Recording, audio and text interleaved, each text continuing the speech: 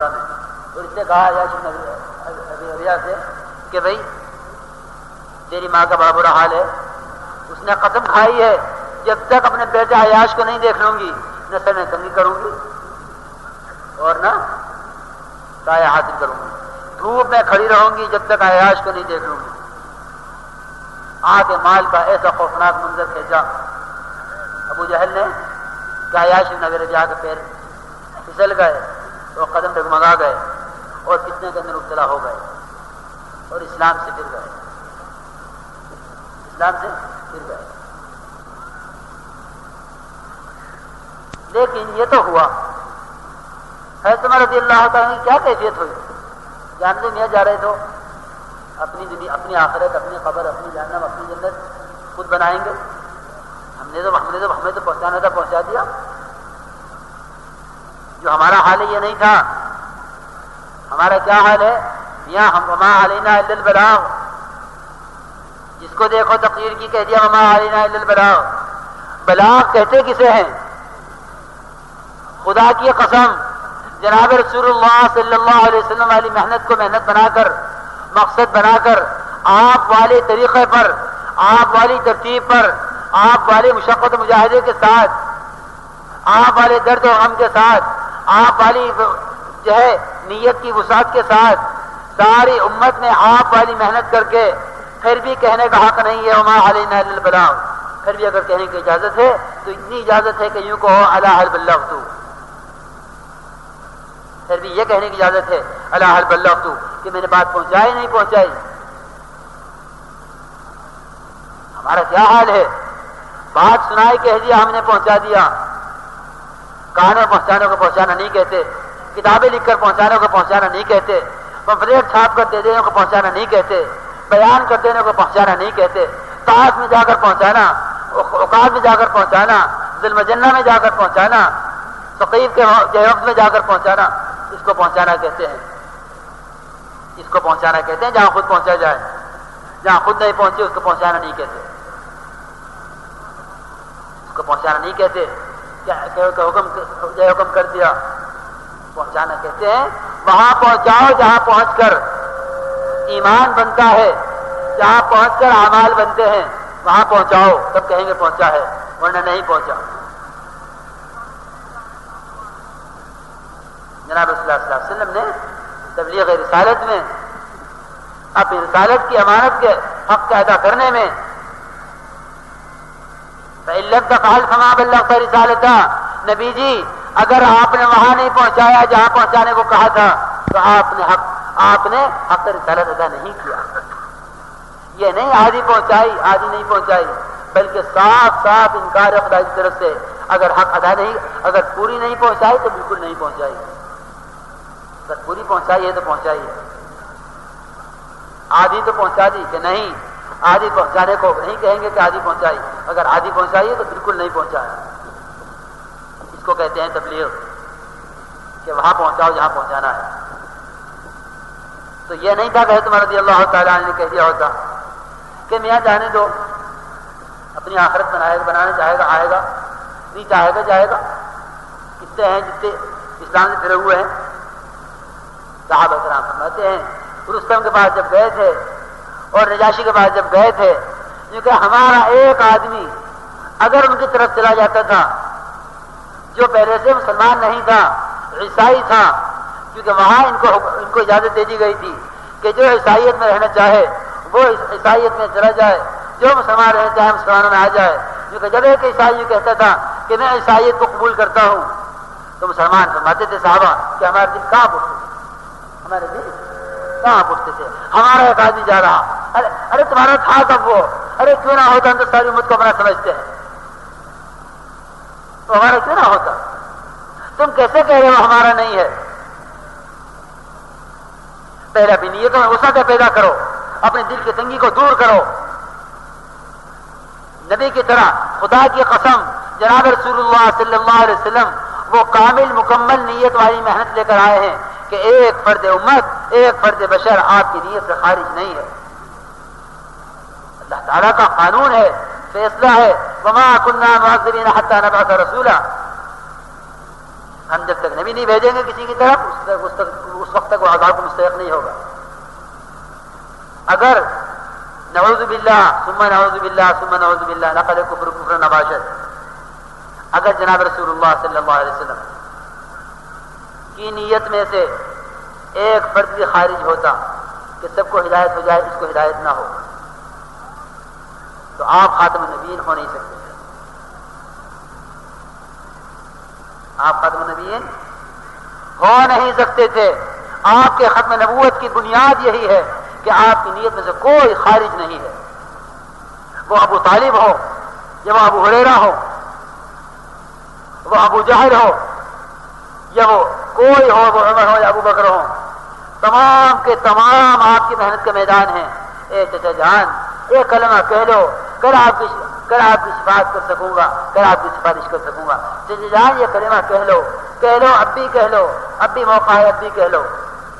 یہ جی خوشامد ابو ہریرہ کی، یہ جی خوشامد ابو طالب کی، یہ نہیں کہ یہ تو میرا چچا ہے اور یہ ایک باہر کا آیا ہوا غلام ہے. جو محنت باہر کے غلام پر ہے وہی محنت اپنے گھر کے چچا پر. ہر ایک پر ایک ہی محنت ہے، ہر ایک میں ہماری محنت کا میدان ہے. یہ لائے ہیں وسعت والی شفقت، یہ لائے ہیں وسعت والی نیت. اس لیے نیتوں میں وسعت پیدا کرو تو پتہ چلے گا کہ ایک آدمی کے ہمارے حلقے سے نکل جانے پر کتنا بڑا نقصان ہوتا ہے. ایک مسئلہ جماعت کے ٹوٹنے سے کیا ہوتا ہے. ایک آدمی کے چلے لگا کر بیٹھ جانے سے کیا ہوتا ہے. جو عیاش ابن ربیعہ نے جب ماں کا یہ حال سنا تو ان کا دل نرما گیا، دل پسیج گیا اور کہنے لگے کہ میں جا رہا ہوں. قربان جاؤ صحابہ کرام، اور قربان جاؤ عثمان رضی اللہ تعالیٰ عنہ کے معاملے کے. اے عیاش خدا کے لیے مت جا. اے عیاش تیری ماں کو جو کاٹیں گی وہ کنگھی کرے گی. اے عیاش تیری ماں کو دھوپ لگے گی، وہ مکے کی سخت گرمی اس کو جلائے گی، وہ سایہ حاصل کرے گی. تو ماں کے چکر میں مت آ، ماں ضرور سایہ حاصل کر لے گی. تو ماں کے طرف سے دل برا نہ کر، ماں ضرور کنگھی کرے گی جب اس کے سر میں جو کاٹیں گی. تو اس کے سر کی تکلیف سے پریشان نہ ہو. لیکن عیاش بن ربیعہ رضی اللہ تعالی عنہ پیر پھسل چکے تھے، چلے گئے. ایک آدمی کو بچانے کی کتنی محنت ہے. اے عیاش اگر تم نے جانا طے کر ہی لیا ہے، لو فعلت ما فعلت، اے عیاش اگر تجھے اپنی کرنی ہی ہے تو پھر اتنی بات مان لے. یہ کہنے سے پہلے یہ کہا کہ میرا آدھا مال لے لے. کیا لے لے؟ ایک آدمی پر صرف 1.25 لاکھ کا مجمع ہے، ایک آدمی پر محنت ہو رہی، وہ بھی حضرت عمر کی کوئی رضی اللہ عنہ کو کوئی ذاتی اس سے کوئی فائدہ اور ذاتی غرض نہیں تھی. ایک آدمی اسلام سے جا رہا، ایک آدمی جہنم کی راہ پر جا رہا، ایک آدمی ہمیشہ کے لیے برباد ہو رہا، ایک آدمی ہمیشہ کی ناکامی پہ جا رہا. جو کہا عیاش تمہیں معلوم ہے میں مکے میں سب سے بڑا مالدار ہوں، میں مکے میں سب سے بڑا مالدار ہوں، میرا آدھا مال لے لو، خدا کے لیے مکے مت جاؤ، خدا کے لیے ابو جہل کی باتوں میں مت آؤ، خدا کے لیے اپنی ماں کی باتوں میں مت آؤ، میرا آدھا مال لے لو. سب سے زیادہ مالدار پورے قریش میں حضرت عمر رضی اللہ تعالیٰ. لیکن یعنی مجھے جانا ہے، مجھے تو جانا ہے. جب چلنے لگے تو کہا کہ اچھا یہ تمہارے دشمن ہیں جو تمہیں لے جا رہے ہیں، تمہیں چاہے دوست نظر آ رہے ہوں، تمہیں فتنے مبتلا کریں گے. عیاش تم میری یہ سواری لے جاؤ، بڑی تیز سواری ہے.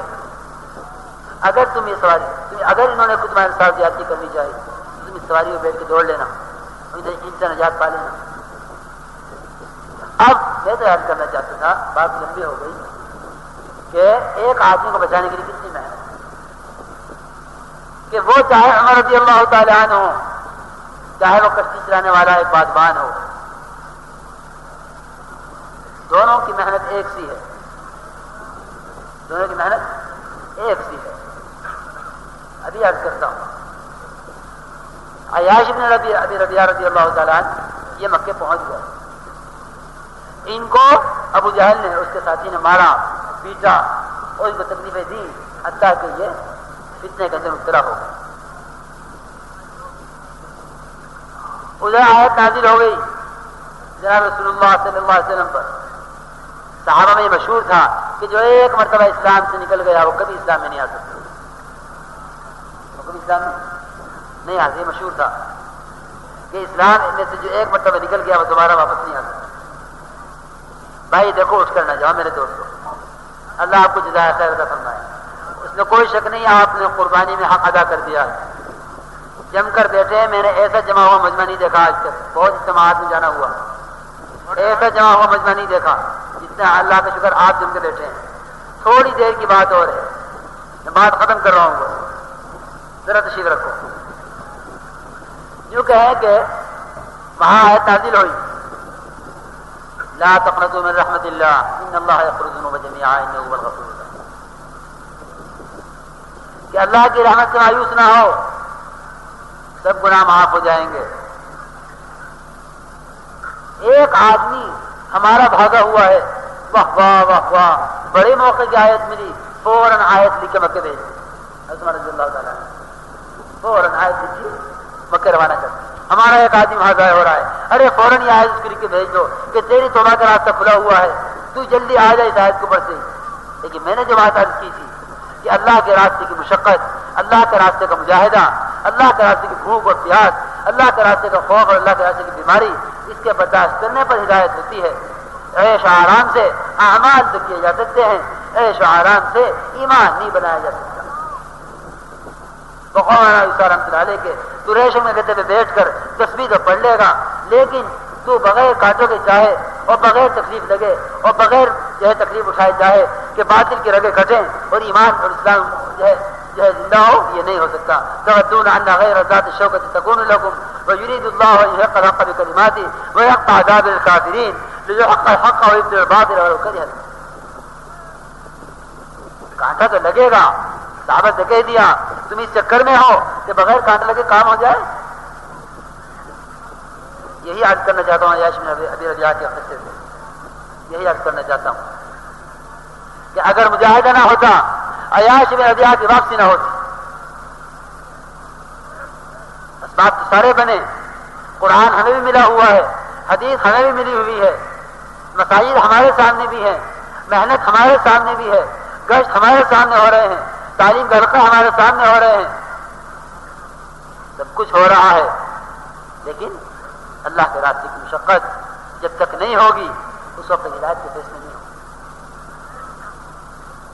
یوں کہیں عیاش بن ربیعہ رضی اللہ تعالیٰ عنہ جب آیت پہنچی تو آیت کو لے کر عرب ہیں, عربی جاننے والے ہیں, عربی لسان ہیں, لیکن کاغذ پہ لکھی ہوئی آیت, چمڑے پر لکھی ہوئی آیت لیے پھر رہے ہیں, اوپر سے نیچے, نیچے سے اوپر, جنگل میں پھر رہے ہیں بھوک کے ساتھ, پیاس کے ساتھ. اے اللہ اس آیت کی حقیقت مجھ سے کھول دے. کیا ترجمہ نہیں جانتے تھے؟